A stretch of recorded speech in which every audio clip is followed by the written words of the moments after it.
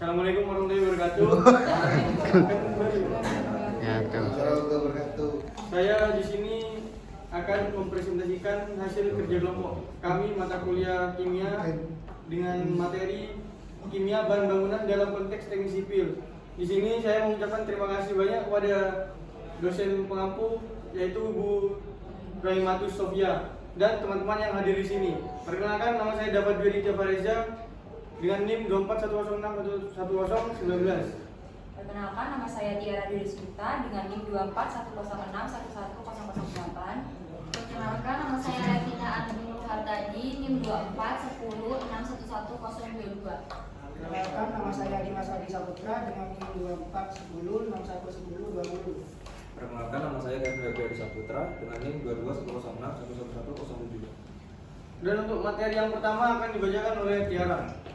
Latar belakang. Bangunan biasanya dikonotasikan dengan rumah, gedung, ataupun segala sarana prasarana atau infrastruktur dalam kebudayaan atau kehidupan manusia.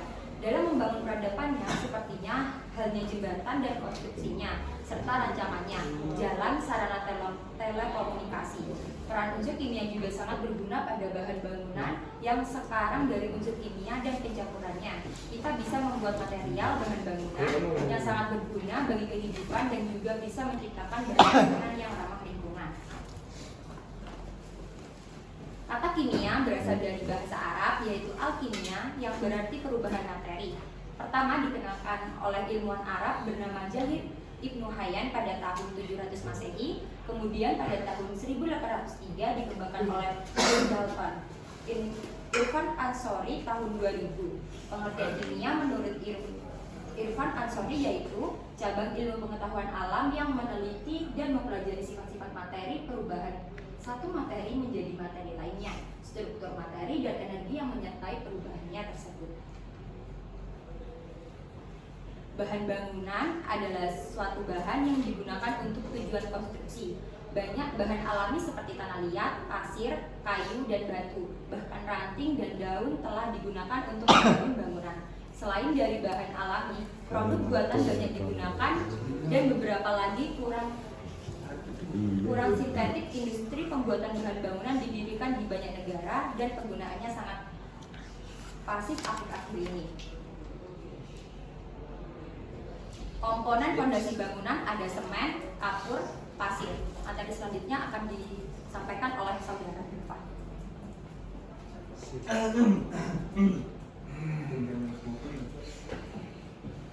Materi selanjutnya itu semen. Semen adalah suatu bahan perekat hidrolis berupa serbuk halus yang dapat mengeras apabila tercampur dengan air. Semen terdiri dari batu lapur atau gamping yang mengandung kalsium oksida atau CaO, tanah liat atau lempung yang mengandung silika oksida atau SiO2, aluminium oksida,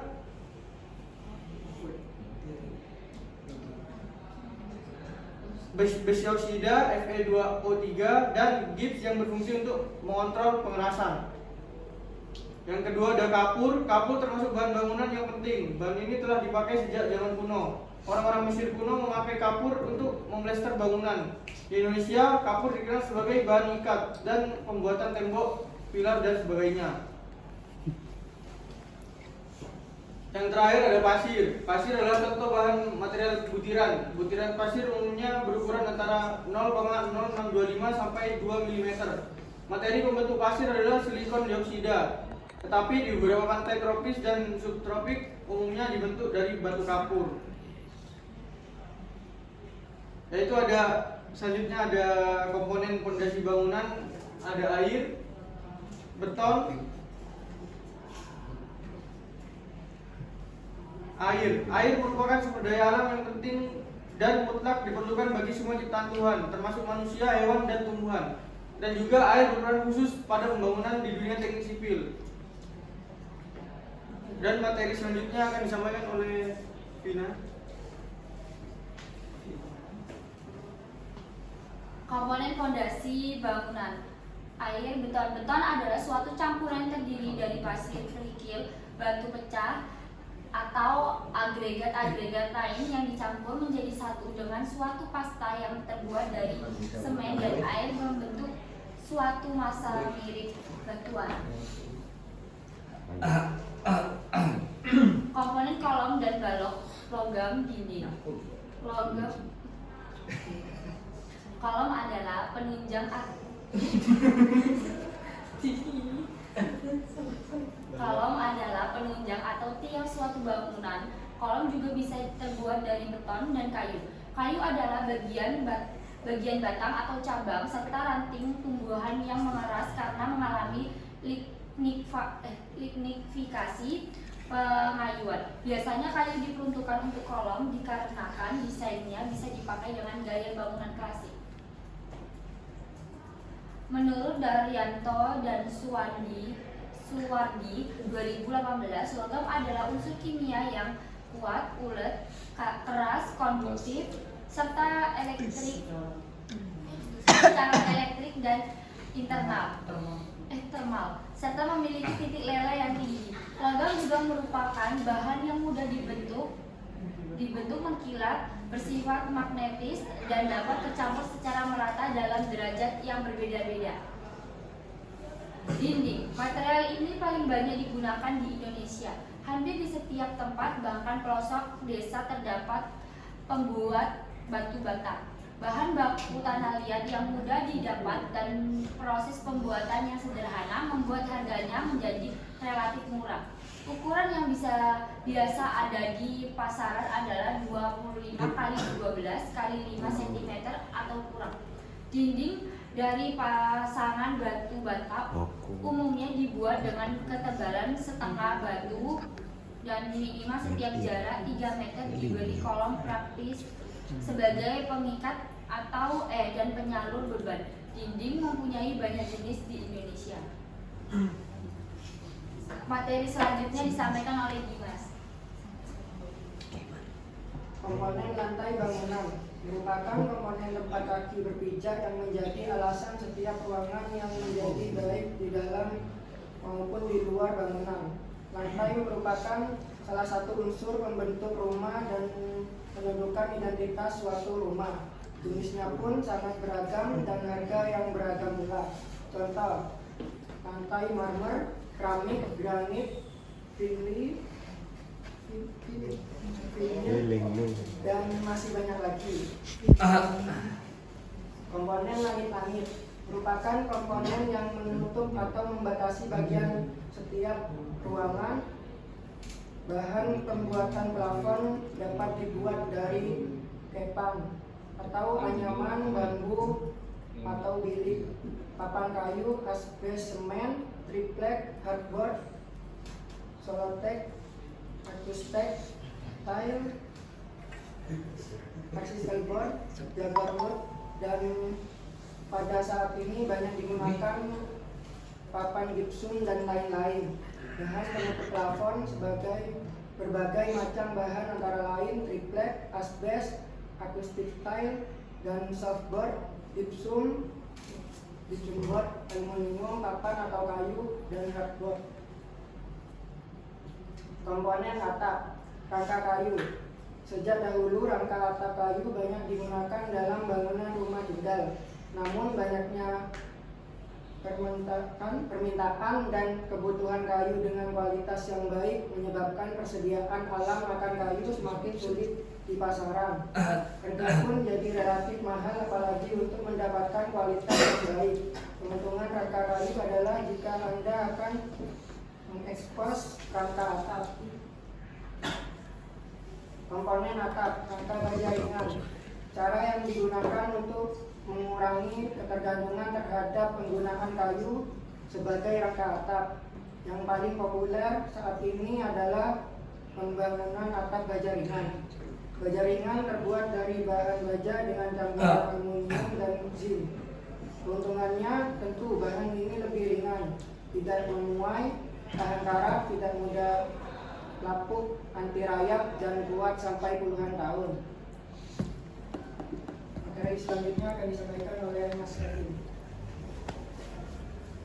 Untuk komponen penunjang dan finishing merupakan komponen penunjang bangunan bidang perencanaan lain untuk menunjang operasional bangunan seperti instalasi listrik dan komunikasi, instalasi mekanis lift, eskalator, AC dan lain-lain, instalasi plumbing, air bersih, air panas, sanitari, pemadam kebakaran, dan lain-lain.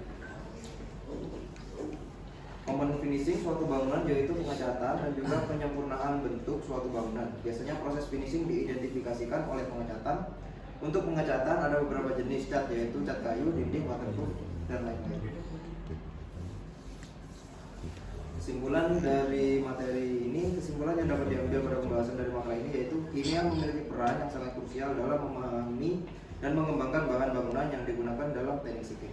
Pemahaman mendalam tentang sifat kimia dari berbagai material di teknik sipil untuk memilih bahan yang tepat dengan mengetahui sifat kimia suatu bahan, seperti kekuatan, ketahanan terhadap cuaca, dan reaksi dengan bahan lain. Pemilihan bahan bangunan dapat dilakukan secara lebih tepat dan efisien. Untuk saran, untuk mendapatkan kualitas dan harga yang Anda inginkan, ada baiknya Anda mengenal jenis bahan-bahan bangunan beserta kelebihan dan kekurangannya secara keseluruhan sebelum memutuskan untuk memilih atau menggunakan dalam proses produksi.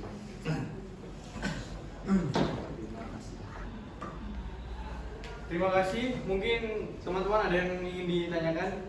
Langsung dibawa, langsung. Direkam. Konsep edit. Konsep. Nah. Maju. Maju.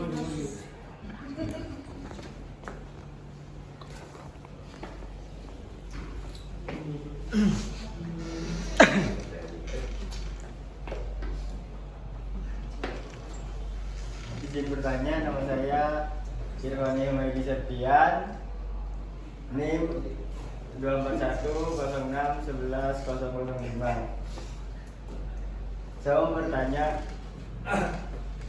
apa penyebab korosi pada besi beton? Korosi. Sudah. Mungkin ada yang bertanya lagi?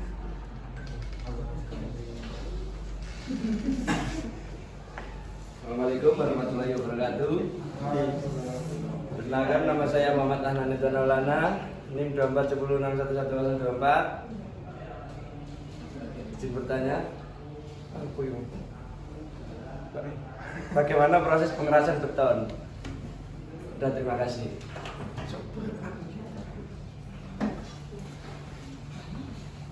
Assalamualaikum warahmatullahi wabarakatuh. Perkenalkan, saya Muhammad Al-Fadil, NIM 241061104. Saya ingin bertanya, bahan apa yang paling cocok digunakan untuk konstruksi di daerah pantai? Terima kasih. Izin menjawab pertanyaan dari Bibit, apa penyebab korosi pada besi beton? Beberapa faktor yang dapat menyebabkan korosi pada besi beton antara lain kualitas beton yang buruk, retakan pada beton, adanya garam, lingkungan yang agresif. Terima kasih.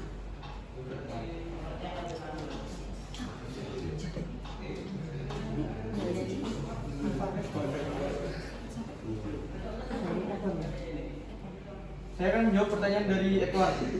Bagaimana proses pengerasan beton? Proses pengerasan beton disebut hidrasi. Ketika semen dicampur dengan air, terjadi reaksi kimia kompleks. Reaksi ini menghasilkan gel kalsium silikat hidrat (CSH) yang mengisi ruang di antara agregat, pasir, dan kerikil.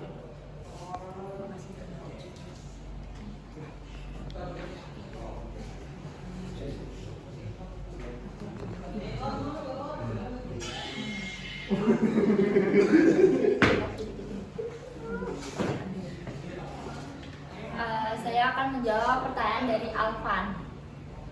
Beton bertulang dengan baja tahan karat, beton ringan, bahan polimer, bata merah. Ya, terima kasih. Semua gimana? Pertanyaan yang pertama. Pertanyaan yang pertama itu ada penyebab korosi pada besi beton. Faktor penyebab. Ya, faktor penyebab korosi. Dijelaskan sama ikatannya nggak? Tidak. Disebutkan aja.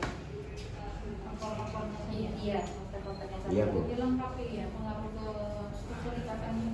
Ya. Kemudian yang kedua. Yang kedua, proses pengerasan beton. Proses pengerasan. Reaksinya juga Waktu pembuatannya atau gimana? Berarti harus Iya, disebutkan senyawa apa yang